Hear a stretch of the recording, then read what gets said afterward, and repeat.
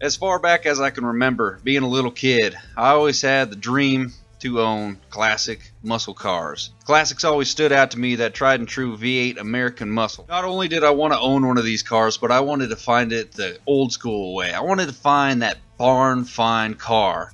My day job takes me to a new site every day, so I fired up this YouTube channel so I could document not only the cars that I've bought myself, but some of the ones that I found along the way. Some that just never see the light of day because they're either collector's items or nobody has ever seen them for the last 15 years.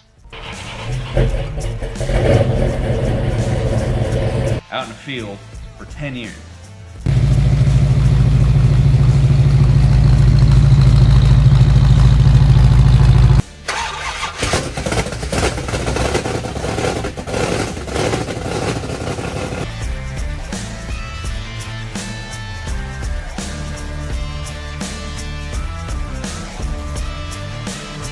Through this new channel, I'm not going to just be focusing on the old classics. We're going to focus on the modern day muscle.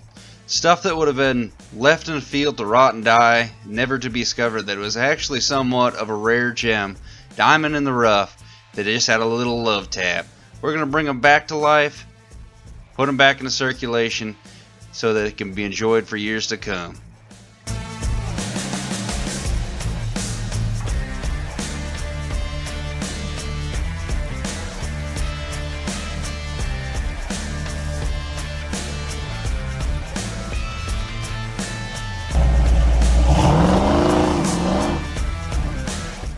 First video for the channel is going to showcase what I would consider my first official barn find. I rolled up to this site expecting to see the good old General Lee, but I'll tell you what door number one had in store was much more than that. So hit the subscribe button for me, guys. Like this video. Let's get this channel rolling. I have a ton of new classic car content and new age muscle coming to your guys' way. Let's get this channel rolling the right way. Thanks, guys. Enjoy the video.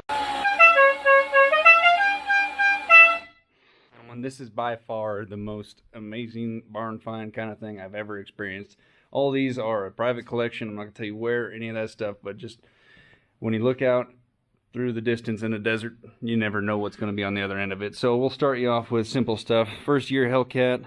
You got a twin turbo Camaro over here. One of the baddest, I don't know, bounce buggy rock crawler. This thing will do whatever you want, and it's got a lot of horsepower.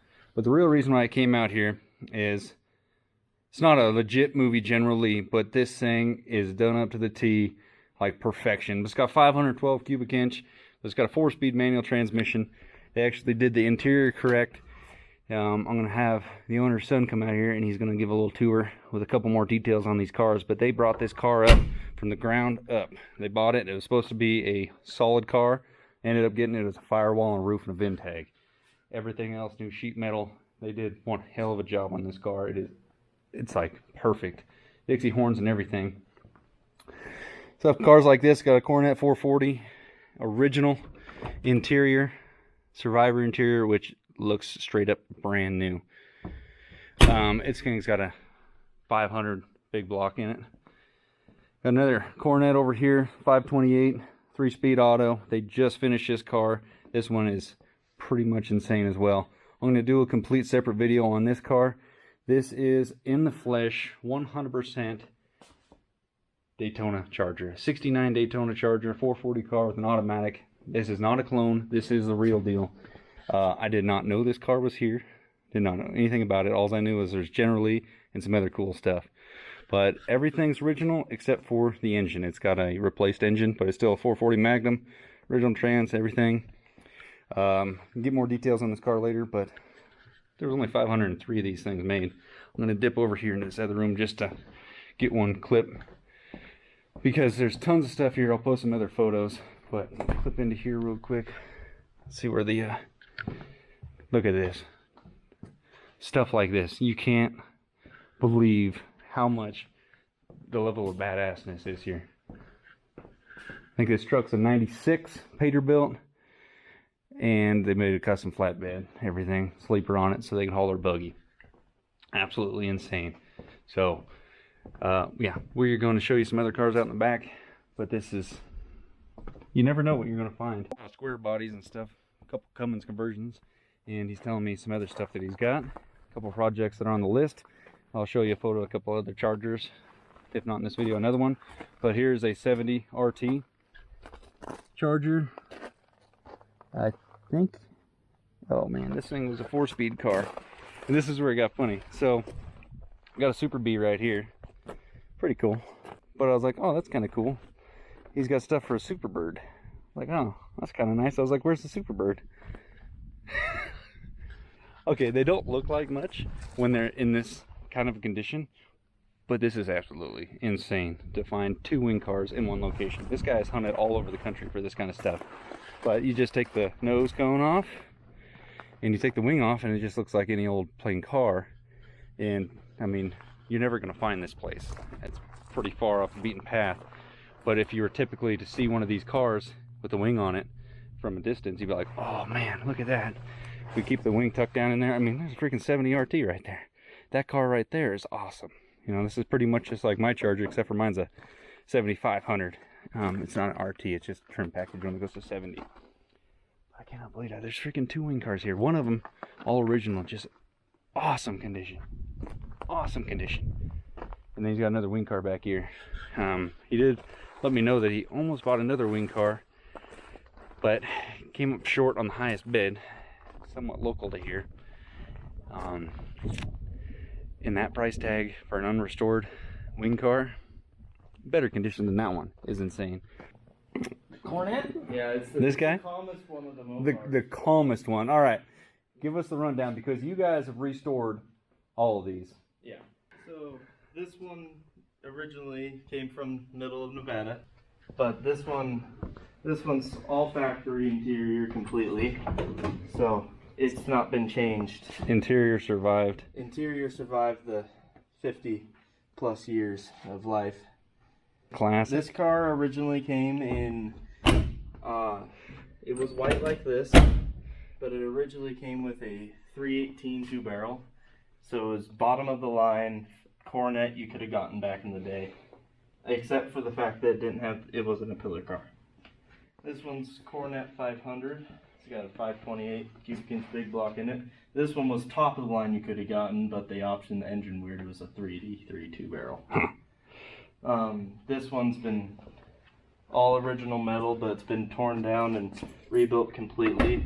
It's got full black interior, automatic, floor shift. Yeah. Just a 3-speed auto? Overdrive? Yeah. No? 727 torque plate. You guys just finished this one? Just finished, yeah.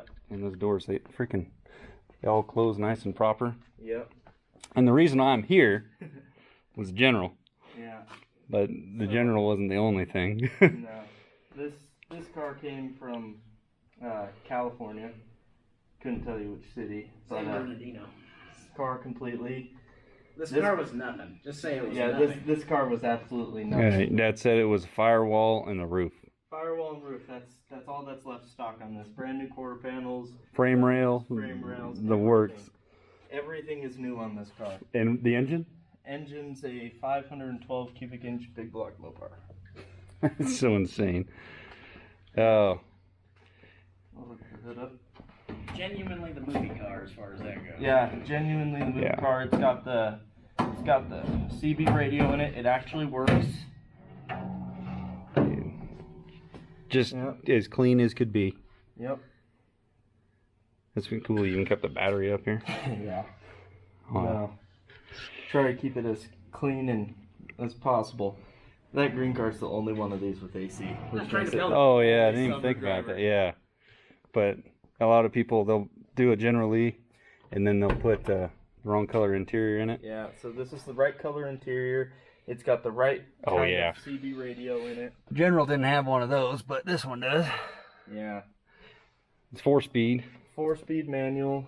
That dash is actually completely brand new. Oh, yeah, look at that. That's an electronic, that's a full digital gauge cluster made for these cars. No shit. Yeah. So, the gauges click right into it, or you get the whole thing? Yeah, the gauges click right into the dash. It plugs into the factory harness. It's completely. But I mean, like the all this, or is it? Yeah, it all just. Oh, really? Flips Oh, right I like in. that. Like they were just factory games. Yeah. And then I don't have a Boss Hog car.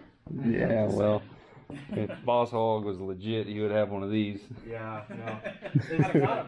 This is a '69 Daytona. You forgot the 440. You forgot the part where it's not a clone. It's not a clone. This is the real thing, completely factory as is. The interior's completely full factory. Automatic car, but it's a Daytona, so I couldn't care. I don't think anybody does. Yeah, no. Is it AC car? No. No? Oh, yeah, that's right. Never mind. If it was, that'd be even forever. That would be mean. Yeah. But everything on this car is factory. It's got the factory vacuum motors for the headlights even, actually. So you gonna open the hood for me? Yeah. Oh man. Grab the line right. So that's not the original engine, but no, that got put in it at some point. But yeah, it's what would have came in this car. It's just 440 high output. A 440 Magnum. Yeah. Yeah, that's pretty cool by itself. Yeah, even though it's not the original, that's still pretty insane. Yeah, no, but it's just a stock motor, so it'll get something funner in the future. I cannot believe you had a Real Daytona here. Come on. Yeah. No. Oh, jeez. I thought you were just on the movie memorabilia. This thing is so much more badass than that over there. Even though that thing's cool as hell. Gotta. This paint color specifically, they only made 500. They only made 503 of these cars ever, but they only made 9 in this color combination. One of black 9 with the red stripe. Yeah. They made, I think it was 3 or 4 with this exact optioning, with the 440 Magnum in the automatic. I think they only made 1 with a 426 Hemi and a 4-speed. So that one's next on the list. that one's next. If it's still alive. Hey, hit the Daytona and see when you race it. Hopefully you guys enjoyed this video. I know I certainly have. If you're a Mopar fan, muscle car fan, or just a plain classic car fan, hit the subscribe to this channel. And I'm going to be doing a lot more kind of stuff like this. I'm really trying to get back in the Mopar gang. Got my 70 Charger to finish, and I'm going to be rock and rolling with my 70 Challenger as well. But this is a treat. But let me know what your guys' barn finds are. These have already been found, but this is pretty much the most insane barn find I've ever seen in person. Something I'd never expect. Like.